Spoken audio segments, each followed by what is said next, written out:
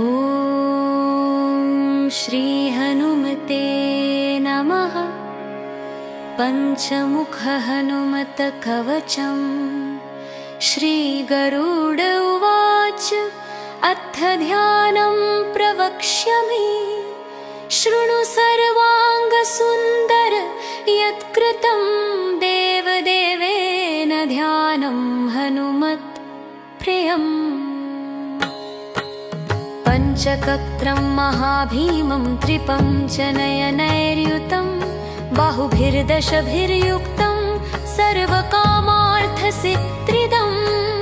पूर्वतु वानरं वक्त्रं कोटिसूर्यसमप्रभं दष्ट्राकरालवदनं भ्रुकुटिकुटिलेक्षणम्।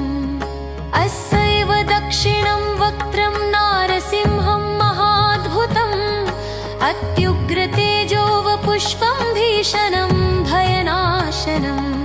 पश्चिमं गारुडं वक्त्रं वक्रतुण्डं महाबलं सर्वनागप्रशमनं विषभूतादिकृन्तनम्।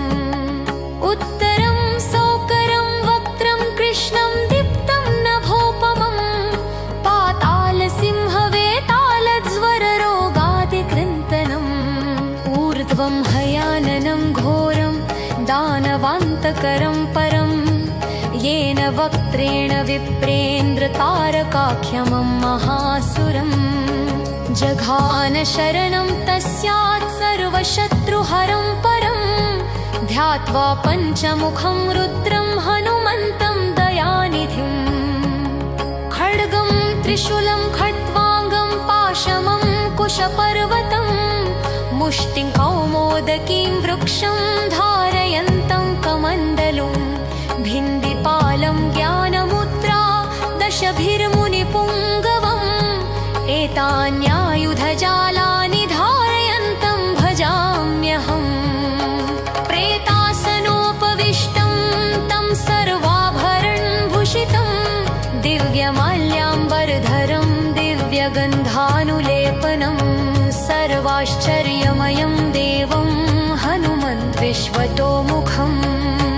पञ्चास्यमच्युतमनेकविचित्रवर्णवक्त्रं शशाङ्कशिखरं कपिराजवर्यं पीताम्बरादिमुकुटे रूपशोभिताङ्गं पिङ्गाक्षमाद्यमनिशं मनसा स्मरामि